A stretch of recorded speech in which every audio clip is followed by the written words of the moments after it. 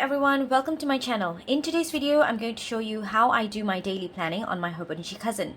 Do hit the subscribe button if you are into productivity, functional, minimal, effective planning system, and tips on organization. Now, let's move on to how I do my functional daily planning on my Hobonichi Cousin.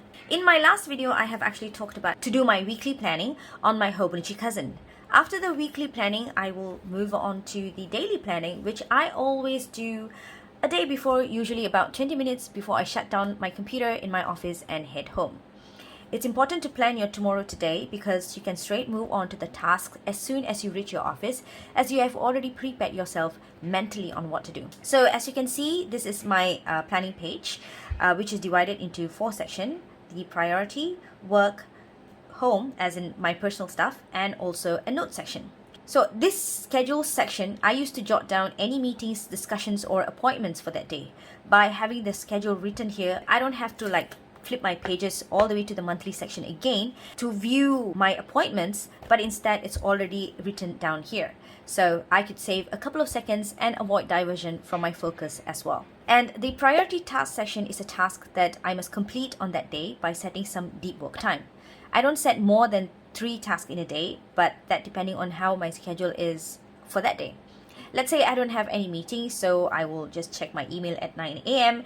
and deep work session starts about 10 a.m. to 12 p.m., which I will set to work on my priority of the day. My deep session work varies depending on my task.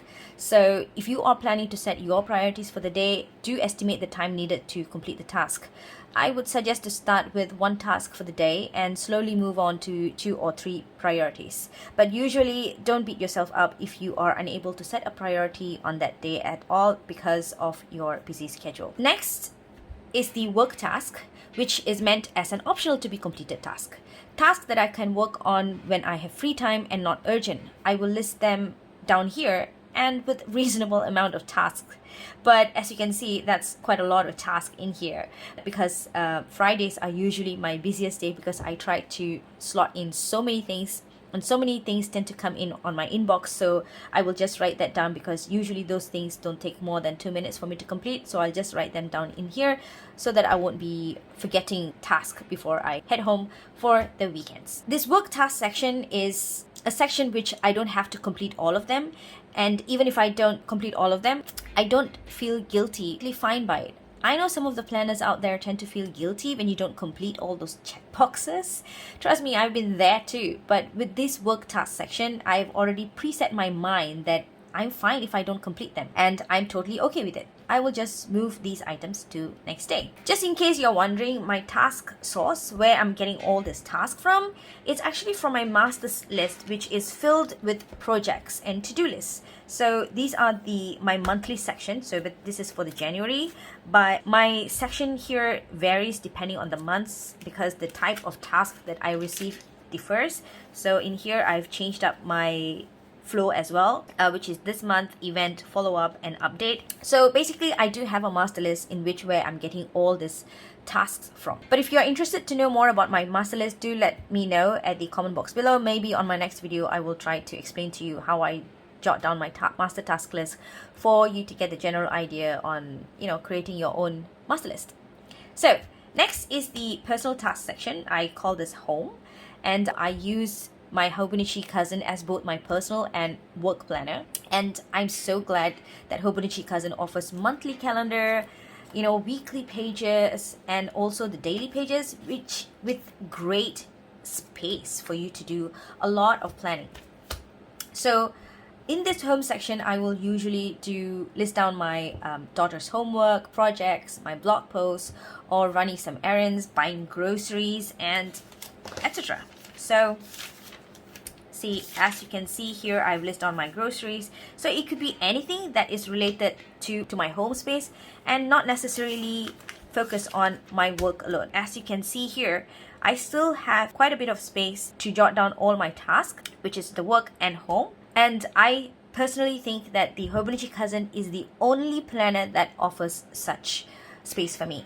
I mean, you might be saying that, oh, I could do bullet journaling. Yes, but bullet journaling do take time to create your own layout, and I don't have the luxury of time because I have so many tasks on my list. So as you can see, I can fit everything that is related to my home and work in one section, probably because I don't have much decoration on here, because I want to ensure that I have enough space to put in my work things related and my home stuff, and also some notes. So for me, this is a very functional planning, and I have been pretty much consistent with this way for the past more than 3 months.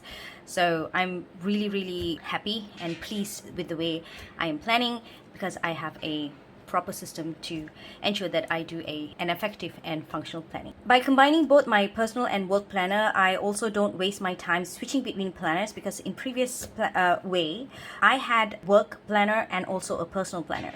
But since I'm combining both, whenever I leave for my work, I will check on my personal section, and I know exactly what I need to do on my way home or at home. It also helps me to realize that I should not be working late on that day and should be getting home fast to work on my personal to-dos. Finally, on the notes section is a place for me to jot down any important things that happened on that day. Let's say I had a meeting. I use my Stology A5 to jot down my meeting minutes, because obviously the daily page in the Hobonichi Cousin is certainly not enough for the minutes. So what I do is I write down page numbers on each of this page. So when I am done with the meeting minutes and I want to be able to refer to, so I will just write down meeting minutes at page 98, for example. So whenever I look at my monthly calendar and I know that, oh, this meeting happens on this particular day, and I will go into that date, and from that date I know that the meeting minutes are here on my page 98.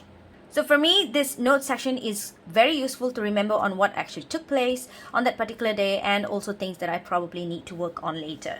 And some of the things that I've noted down is like if I have taken leave, I have applied leave on that day, what sort of function that I've attended, and if I'm having like headache or something, I will also jot them down here, because I want to be able to explain to the doctor when the symptoms started by jotting them down on the note section. When the doctor asks me, I know exactly to tell him when the symptoms start. The note section is pretty much for everything. You can pretty much jot down anything that you want. So that is how I do my daily planning on my Hobonichi Cousin. I hope you have truly enjoyed this video.